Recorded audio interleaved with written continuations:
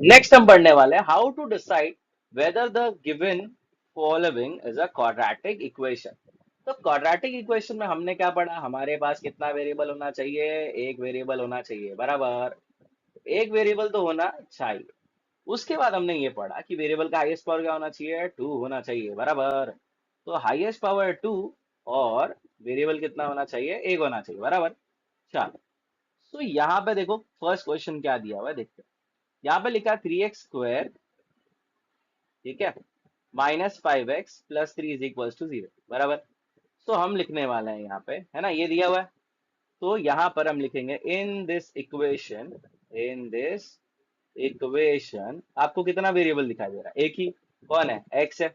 So in this equation, x is a only variable. X is a only variable and highest power या फिर आप लिख सकते हो मैक्सिमम इंडेक्स।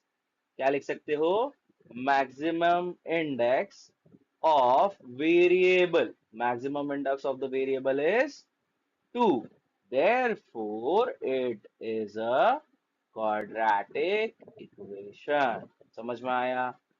तो हमें हमेशा चेक करते रहना है कि हाईएस्ट पावर क्या हो 2 और वेरिएबल कितना हो 1। समझा। Next question. अब यहाँ पे देखो क्या लिखा है। पहले तो इसको स्टैंडर्ड फॉर्म में लिखना पड़ेगा, तो हम क्या लिखेंगे, 9y² प्लस 5, है ना, इज इक्वल टू 0 है। तो हम इसको स्टैंडर्ड फॉर्म में कैसे लिखेंगे, तो स्टैंडर्ड फॉर्म क्या था बेटा, ax² plus bx plus c is equal to 0। अब कभी भी कोई मिसिंग होता है तो उसको लिखना पड़ता है ना, बट यहाँ पे नहीं लिखोगे तो भी चलेगा। अच्छा, यहाँ पे आप चेक करो कि वेरिएबल का हाईएस्ट पावर क्या है, हाईएस्ट पावर क्या है बेटा, 2, बराबर। तो यहाँ पे लिखेंगे इन दिस इक्वेशन, ठीक है, इन this equation y is a only variable, y is a only variable and maximum index and maximum index is 2, बराबर। Therefore it is a quadratic equation। Hope so clear है आप सभी को। चलो, नेक्स्ट क्वेश्चन। नेक्स्ट क्वेश्चन में आप देखोगे तो यहाँ पे क्या लिखा है, m³ minus 5m² plus 4m is equal to 0। अरे यहाँ पे तो देखो m का पावर हाईएस्ट क्या है, 3 है।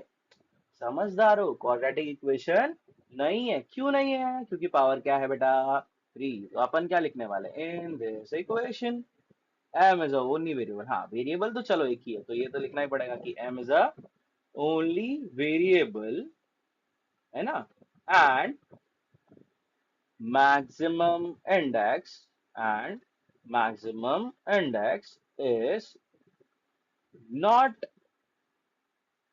यहाँ पे लिख सकते हैं मैक्सिमम इंडेक्स इज 3 नॉट 2, है ना। therefore it is not a quadratic equation। ठीक है, चल नेक्स्ट। अब यहाँ पे ना ये वाला जो है ना, ये थोड़ा आपको सॉल्व करके लिखना पड़ेगा। तो यहाँ पे क्या लिखा है, l+2 लिखा है, यहाँ लिखा है l-5 इज इक्वल टू 0। कैसे सॉल्व करने का, एक बार l को l-5 के साथ जाने दो और एक बार +2 को l-5 के साथ जाने दो इक्वल्स टू 0। अब l इंटू एल करोगे तो l² l इंटू 5 करो तो 5l, 2 इंटू एल तो 2l, plus minus minus and 2 5 are 10।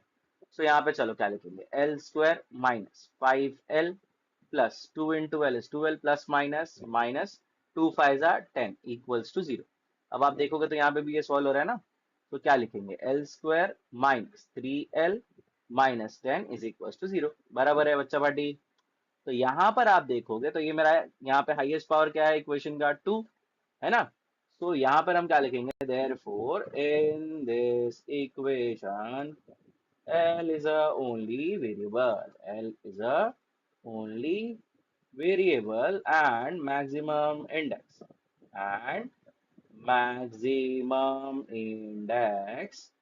is 2, therefore it is a quadratic equation। समझ में आया। नेक्स्ट। अब यहां पर ये इसको ध्यान रखना, यहाँ पे क्या बोला, check whether this is a solution और नॉट।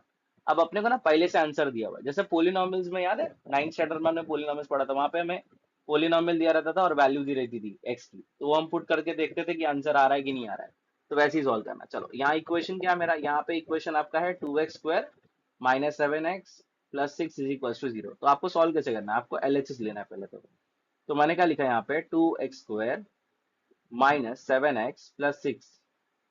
तो x की जगह पे क्या पुट करना है मेरे को, 3/2। तो मैं लिखूंगा put x equals to 3/2 in this equation. ठीक है, तो क्या हो जाएगा, 2 लिखा, यहाँ पे लिखूंगा 3/2 द होल स्क्वायर, माइनस 7 लिखा, यहाँ पे लिखा 3/2 प्लस 6 लिखा।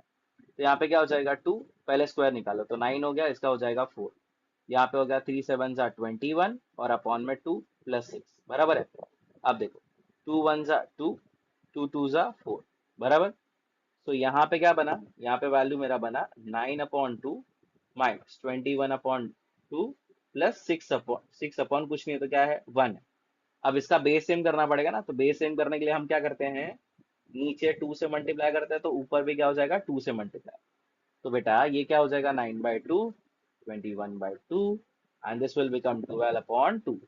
अब अगर आप इन दोनों को सॉल्व करते हो तो it will become -12/2 and +12/2, right, and this both will get cancel. तो आंसर क्या बन जाएगा 0, है ना। और इसको हम कंसिडर कर लेंगे 1। फिर हमने आरएचएस चेक किया, तो आरएचएस तो मेरा भाई पहले से 0, इसको कंसिडर किया number 2। So from first and second, we can clearly see that the LHS is equals to RHS बराबर। तो अपन बोल सकते हैं कि x equals to 3/2 is a solution of given equation, या फिर आप लिख सकते हो are the roots of quadratic equation। समझ में आया? चलो नेक्स्ट क्वेश्चन। सेम इक्वेशन था, ठीक है, सेम इक्वेशन को हमें वैल्यू को 2 डाल करके सॉल्व करना है। ठीक है, तो ये आपके लिए होमवर्क है। ठीक है, इसको आप एक बार सॉल्व कर लीजिएगा। ठीक है, चल next, the last and most important. ठीक है, यहाँ पे ना जो मेरा एक्टिविटी है, यहाँ पे जो मेरा एक्टिविटी है वो 3 मार्क्स का है। ठीक है, एक्टिविटी मेरा यहाँ पे 3 मार्क्स है। ठीक है, चलो समझते हैं क्या करना है यहाँ पे। यहाँ पे ना जैसे हमें उसमें वैल्यू दिया था पहले से, तो हम क्या करते थे पुट करके चेक करते थे। अब यहाँ पे मेरे को ऑलरेडी बोला है कि ये जो वैल्यू है ना ये इसका रूट है, मतलब मेरे को आंसर पहले से पता है। तो मतलब मेरे क्वाड्रेटिक इक्वेशन में कोई एक वैल्यू मिसिंग होगी जिसको मुझे फाइंड करना पड़ेगा। ठीक है, तो वो मुझे फाइंड करना है। अच्छा, उसने बोला फाइंड द वैल्यू ऑफ के। अच्छा, के वाला वैल्यू निकालना है by completing the following activity. चलो, तो क्या लिखा है इसने, one of the root of the quadratic equation के x square minus 14x minus 5 is equals to 0 is dash. तो देखो क्वेश्चन में x का वैल्यू क्या दिया है 5, तो बॉक्स में क्या लिखेंगे अपन 5 लिखेंगे। अच्छा, बोला now let x is equals to, x का वैल्यू दिया ना क्वेश्चन में 5 इन द इक्वेशन। तो देखो अगर रफली इसको सॉल्व करें तो क्या लिखेंगे, के एक्स स्क्वायर है माइनस 14x है माइनस 5 इज इक्वल्स टू 0 है। तो मैंने क्या किया, के लिखा, यहाँ लिखा 5 का स्क्वायर माइनस 14 इंटू 5 लिखा माइनस 5 लिखा इक्वल्स टू 0। तो यहाँ पे क्या आ जाएगा 5 और यहाँ पे क्या आ जाएगा 5 बराबर। अब ये करोगे तो ये आ जाएगा 25 के माइनस ये हो जाएगा 70 माइनस 5 इज इक्वल्स टू 0। अब देखो ये दोनों का साइन सेम, माइनस माइनस ना, तो माइनस माइनस प्लस, तो क्या हो जाएगा 25 के माइनस 75। तो यहाँ पे क्या आ जाएगा 75 बराबर। अब 75 को राइट हैंड साइड शिफ्ट करोगे -75 को, तो क्या बन जाएगा +75 बराबर। अब 25 मल्टीप्लाई में नीचे जाएगा तो डिवाइड, तो 75/25। तो हम 25 वन जा 25 थ्री जा, तो आंसर क्या आ गया हमारा 3। सो हम क्या लिखेंगे, therefore the value of K is 3। So hope so आपको ये समझा। ठीक है, thank you for watching this video and just subscribe the channel, ठीक है, for the more updates. Thank you so much, bye bye, take care.